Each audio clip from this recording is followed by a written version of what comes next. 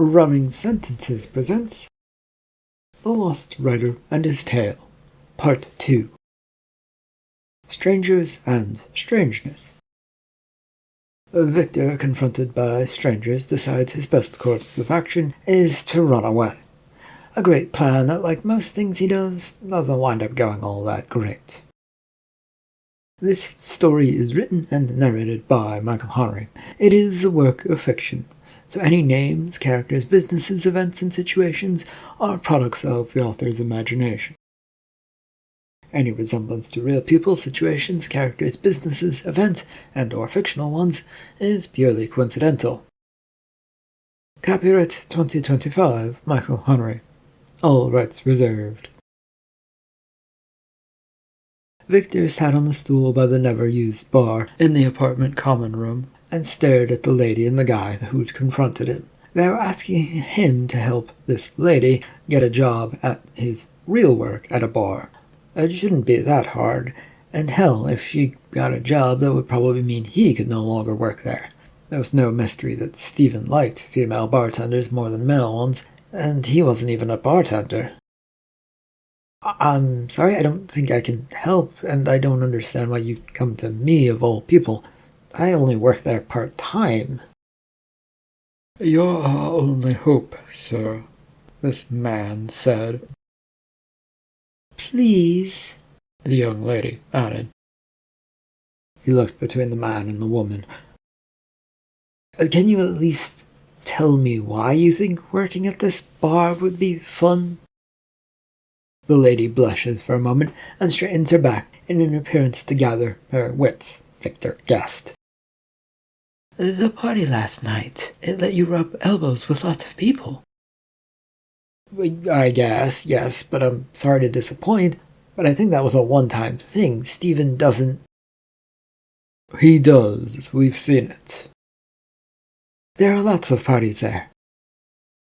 Well, that just goes to show that I'm not the right person to approach for this job. I'm sorry, I don't know anything about what's going on at that bar. I only work there part-time. I can't help you.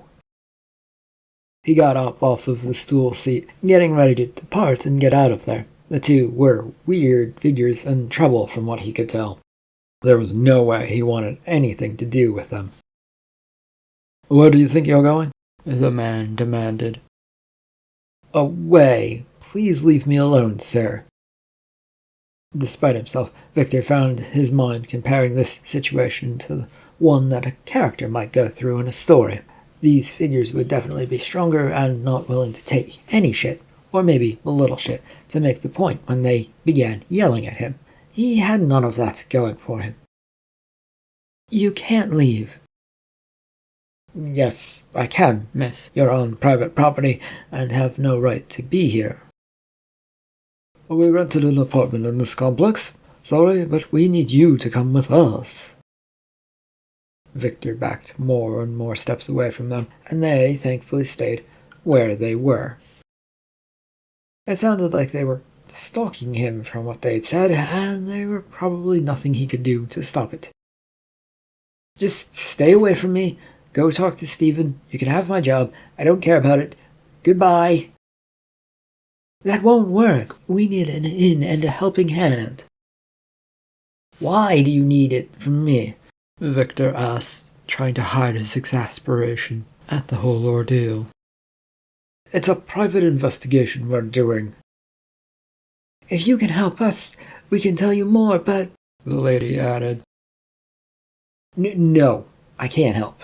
I know nothing about any of that, and I've only ever worked one big party there. You're better off seeking somebody else. With that, he turned and headed for the door. The hope that they weren't going to follow him wasn't exactly strong. The door out and in had glass, which meant quite the reflection, but gave him a sign that no one was following him at that moment as he approached it. A few steps out into the parking lot of the apartment complex made Victor feel more at ease than he had been in the room. It was such a weird situation to stumble upon, and almost straight out of a story of some sort. Definitely not something he wanted to be involved in now. And in a hurry, he continued to just walk away, glancing over his shoulder from time to time as he left the complex to seek somewhere quiet where he could just think about fiction and stories. After some time, he'd actually broken into a run and just fled as fast as he could away from the apartments. The scared thought that he might not ever be able to return there haunting him as he went. It was all so weird and out there that he figured he might never be able to get home. The thought worried him as he found himself at a nearby park. Maybe it'll be quiet and safe here for a little while. The words, though spoken to himself, drew the attention of an elderly man who was entering the park alongside him. "Is there something wrong, young man?" No, nothing and everything. Apologies, I don't mean for you to, The man waved his hand, telling him it was no big deal. "What's an old man to do but listen to the problems of others and dole out some advice?" "I don't most old men like to yell about how no one listens to them before anyone can talk to them?" "Well, most probably, yes. Cranky assholes, if you ask me, a lot of them. I have time to listen to a story, if it's interesting, boy." They found a nearby bench, both sat down, giving Victor the moment to collect his thoughts. Then he launched into the story of this morning and a bit of last night to keep things a bit in perspective. Once finished, they sat there staring at a nearby pond. "Well, quite the problem you have, and I'm sorry to say I don't think I have an answer for you." "Oh, well, I didn't expect that you would. It's a weird sort of situation that only I can take care of, I think." But I can actually give you some advice, though, and that is to go back, since you likely have nowhere to go." Victor eyes the man, trying to figure out how he'd figured that out, since he'd said nothing about having nowhere to go. Perhaps he'd implied it at some point. It didn't matter as he sat back and took in the afternoon sun. "Why, if I may ask, do you come to that opinion?" "Well, those two sounded like private detectives or cops, and that's the only thing that would make sense to me, that they want something from you." "And why those two groups?" A small smirk danced on this man's face. "I was once a private detective, knew a lot of cops. Well, the cops wouldn't do something like that unless they're desperate. Well, they might still do it, I don't know. Anyway, private eyes, though, they'll do anything to get things done." "That doesn't explain why they would choose me, though." "Well, you're probably the weakest of the bunch. New at work, I assume. And as a way in, that's all they need. Someone who is new." "I can't help them. I don't even know how to help, since I can't get them a job. They should just go away." "Well, they might do that, or they might pester you more and more, never stopping until you give in." The conversation had been going so nicely, and that was great, because it sort of made his brain welcome thoughts of fiction and other stories and how this might spin about, though this sudden turn towards private detectives made him wonder, who was this guy? "Excuse me, I've never introduced myself. The name is Victor Park. You are?" "Louis George, of the George Agency, and you ran into my two workers this morning." "Right out of a fucking story, this is," Victor found himself saying. "Excuse me?" "All of this, sir, sounds like it is out of a bad penny novel detective story. So many things happen in quick succession and likely coincidence. It stinks." "Oh, do you know a lot about stories?" Lewis said. "It's my life and my life's work to try and publish some good story or bad one to the world." "Oh, what a noble goal. And you would have a great story if you help us out. You could write all about it. We won't mind." Have you and your workers been stalking me?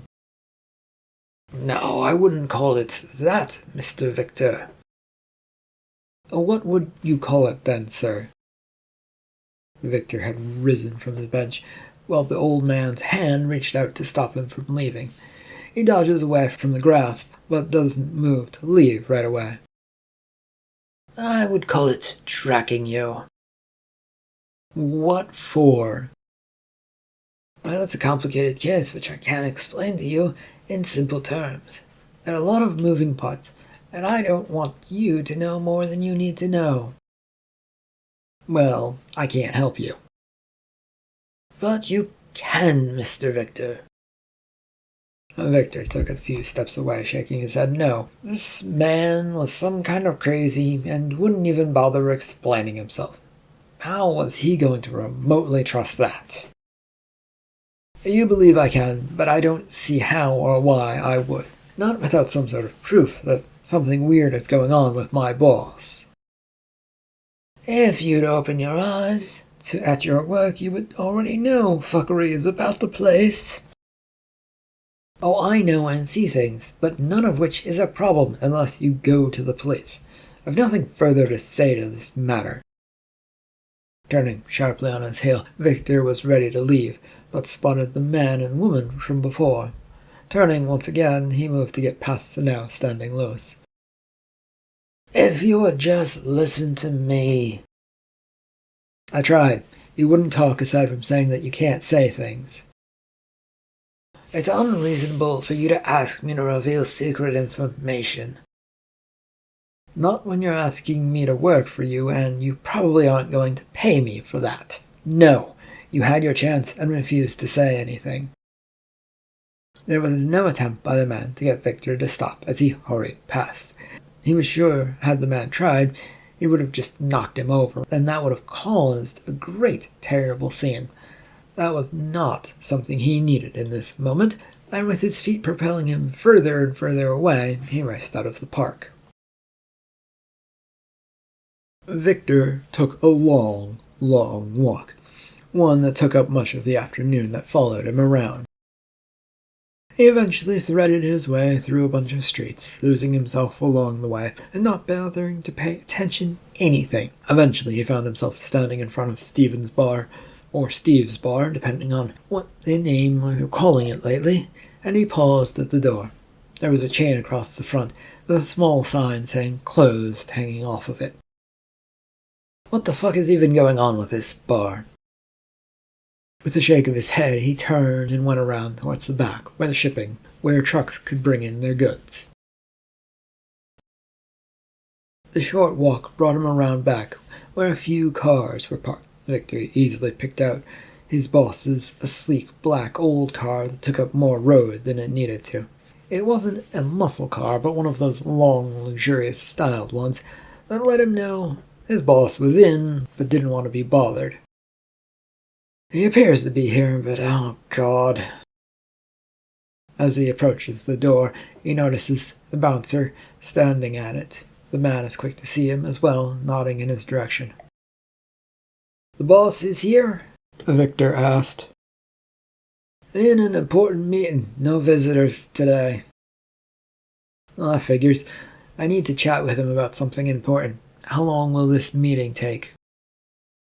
Bruce, the bouncer, offers a hefty shrug of I don't know, leaving Victor to stand there and contemplate his options. His hand reached to his pocket with the idea of bribing his associate and his friend of some sort, but then remember he didn't have any money, and he'd given all of it, or most of it, to Sam.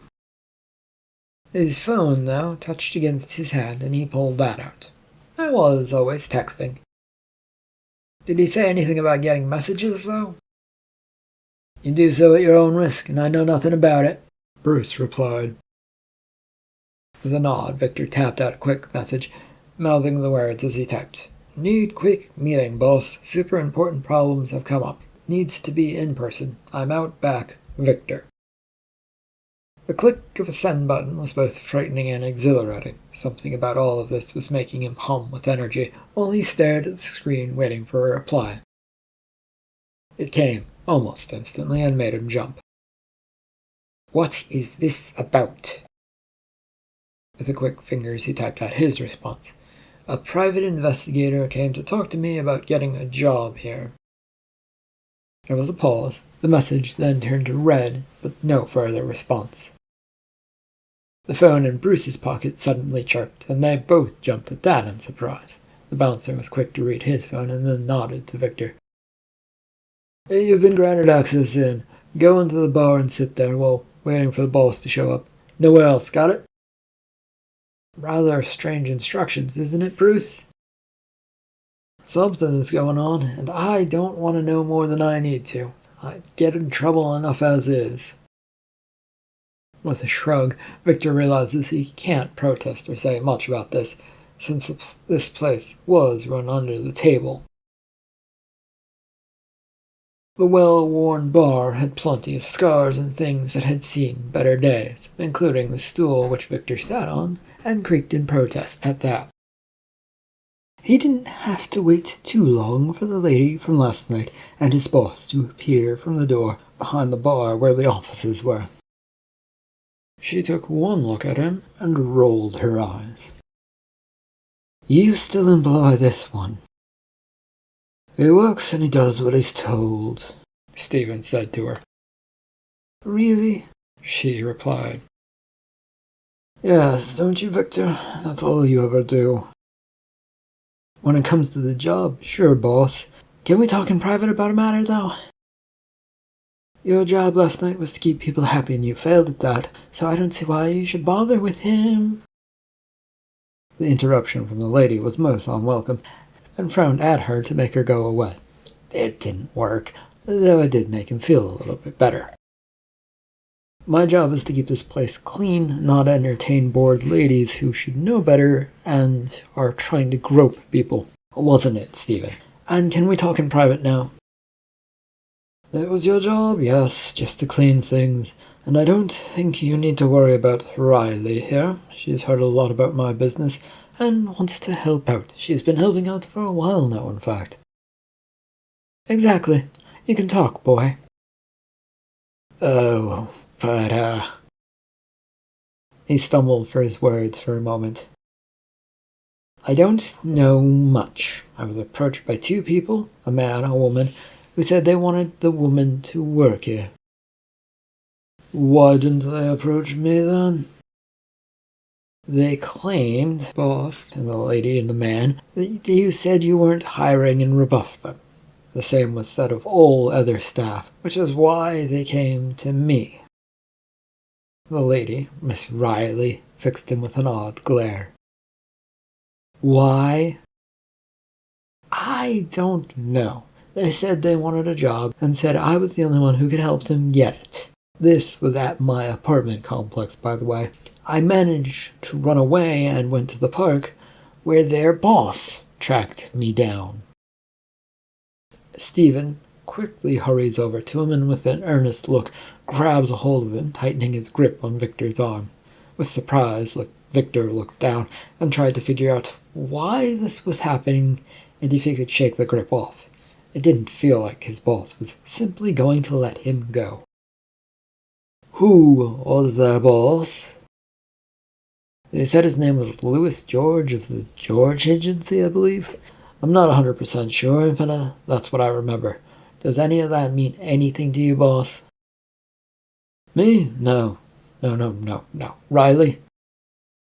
The reliance of this young lady who'd act so callously to him the other night was disturbing. Not that his boss had ever treated him well in the first place, but still, what was this lady to his boss? A lover? A secret investor? Something more, or maybe something less?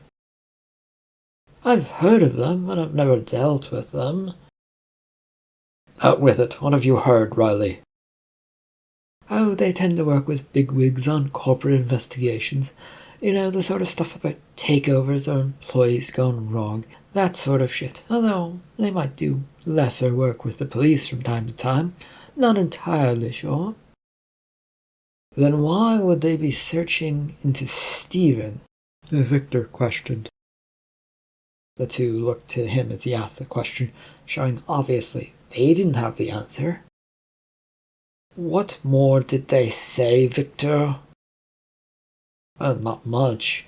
They kept saying the bad things were happening here, but they wouldn't clarify exactly what they wanted of me, other than to know how to get that lady hired to work here.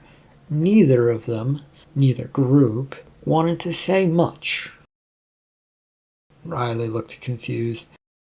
That's all. Yes, I figured he would want to know. And I have a question for Stephen. Can I stay in the basement for the night? Why would I allow for that to happen, Victor?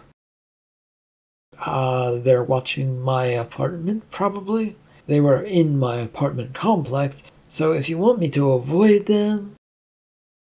Steve's face twisted in sourness at the idea of letting someone stay here for the night. He then looked to Riley, and she gave a shake of her head no. Aren't there some homeless shelters nearby you can use? Stephen said. I guess, but they probably would ask to see some ID and then figure out from my looks that I probably have a place to stay for the night. But you can't stay here. Not even after all the work I've done for you. I mean, I did come all the way here to tell you all of this. Victor pleaded with Stephen. I know what you're thinking, Stephen, and the answer is no. The interruption by Riley was most unusual. Victor glanced over to her, surprised. You do owe me. Stick him in your garage or something until we figure all of this out, Stephen said to Riley. I have to say, I would prefer to be in the basement of a bar than with this lady who was so callous with me. Stick him down there in the basement. He'll be fine. And you should be fine with it, Riley countered. I don't like people being around here when I'm not here. They tend to try and look at things they shouldn't. What about Bruce? The bouncer? He lives rough and in his car because you rarely pay him on time, Steve. Victor found himself interjecting. Well, I paid him well enough for last night's party. Yet that doesn't mean he instantly got an apartment or a place to stay. Shit like that can take a month or more. I don't want to intrude on him when all I need is a small space, like the basement, or a closet. I can promise not to explore around here, boss. Stephen, though, was shaking his head no.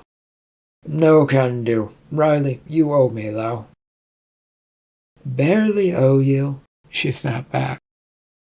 A debt is a debt. She gives Victor a look over, that bored and displeased look on everything that was about to happen. He wasn't nice to me.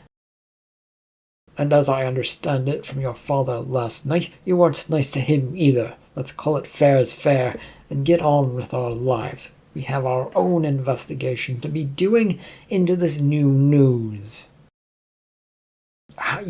You know, I could just... Victor started saying.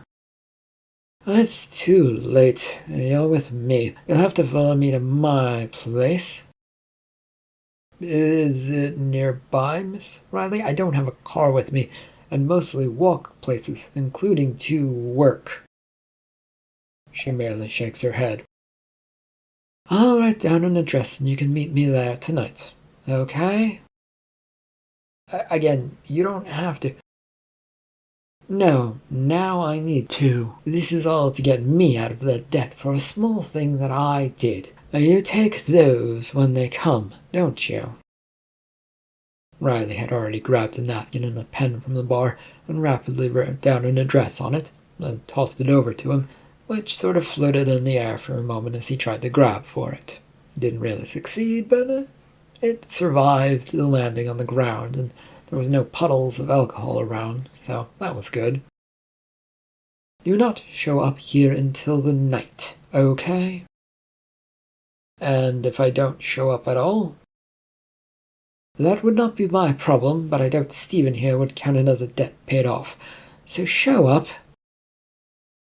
Those underlying threats were quite obvious in her tone, and made him quite wary of her. There was no chance of avoiding this, and he was probably going to get some sort of small closet to stay in. Better than nothing, and he shouldn't really complain. "Thank you." She gave him another harsh look, and then one to Stephen before charging out of the bar. "Right, so anything else I need to know, boy?" "No, unless you need some work done." "Get out of here, and don't let me see you around here for more than a few days." Victor left, and once again found himself wandering the streets here and there, wasting time since he had nowhere to be. Side streets and other roads came and went until he found himself on a main street in town, a place of plenty of people which made him nervous. Despite trying to look normal, he found himself looking about the place to see if he was being followed. No such luck in spotting anyone, and it felt like every time he tried, it only made him look suspicious. "Calm down, Victor. No need to worry. I just have to be at this address at the right time." But what is the right time? She said night. So did that mean now, in the evening, or later at night? Why at night, too? More and more questions piled into his mind, asking to be answered, but without any answers, they just kept coming with no stop. His eyes narrowed as he looked about the place, looking at a window of a nearby shop. There was a reflection there for a moment, and then it was gone. It looked like it might have been following him. But was that his imagination? This all felt like some sort of bad detective story, or spy book, or maybe something else. Those stories were, of course, fun to read and write, but this felt wrong and weird to be a part of. Maybe a good story if he could sort things out and make it more interesting than whatever was going on with him. In the end, he chose to wait a while longer, letting the late evening turn into night before he headed to the richer section of town.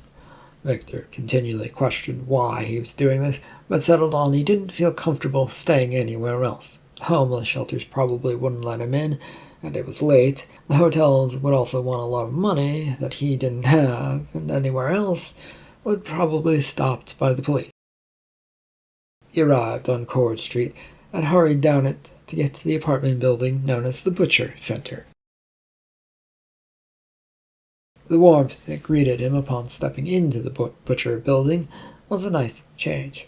It had gotten cold out there, and in a hurry. This really was nice. Except he now found his pathway blocked by a guard who wouldn't let him get any closer to the welcoming counter. "Who are you?" My name is Victor, and I have a note from Miss Riley. I'm actually not certain of her last name, but she gave me this address." "Why?" She was doing the right thing and owed a favor, so I believe she's letting me stay the night." The guard narrowed his eyes at him. It didn't look like he believed him, which was unfortunate. Then, to make matters worse, a few people who looked much worse than he did merely sauntered on past like it was no big deal. "You should leave." "Because you don't believe what I'm saying." "Exactly, sir. Please leave." A hand brushed past Victor's shoulder, sending a small shock and a bit of pleasure down his spine. He looked to his right to see Riley had come in with 2 big shopping bags and was offering one to him. "Don't worry, Rusty. He's actually with me. It's a surprise, I know, but it is the truth." "Are you sure? You don't bring anyone here. Ever." "Yes, my secret hideaway from all things, and my friend. It's fine. Are you going to take this bag or not, Mr. Victor took the bag. "I wasn't making it up. She really did write an address and a note telling me to come here." "Shut up, Victor, and come with me." She was strolling away as the guard finally stepped aside so that he could follow. The elevator they stepped into was a spacious thing, with room for at least 15 people. Victor doubted it had ever carried that many, and settled in towards the back of this thing. The elevator operator, with only the briefest of nods to Riley, got the thing moving. It was a strange thing to see, since Victor was sure that elevator operators had long ago gone out of fashion. "You're staying just tonight, and that's it, okay?" "Huh? Oh, yes, of course, miss."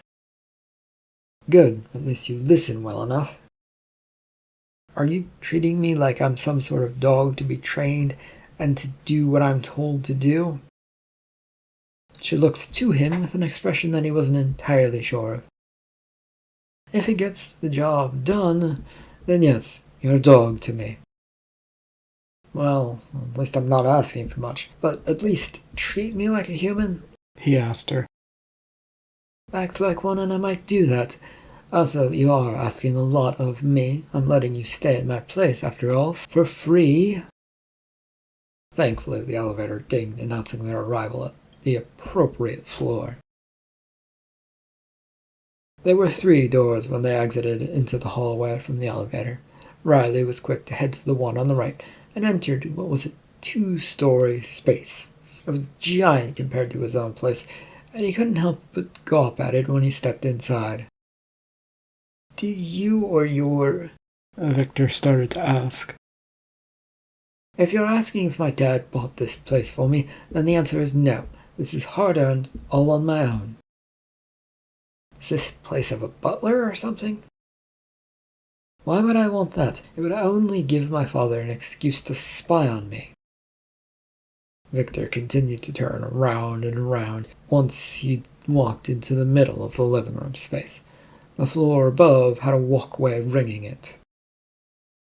"I just thought since it's so big and has so much space, you'd need someone to help maintain it." "If you could do me a favor and stop thinking, it would be much appreciated." "Okay, then. What closet am I staying in?" "You're still thinking, which is not helpful. I am not a cruel person who would do such a thing, by the way." "Well, you could have fooled me the way you treated me the other day. And today, up until Stephen said debt."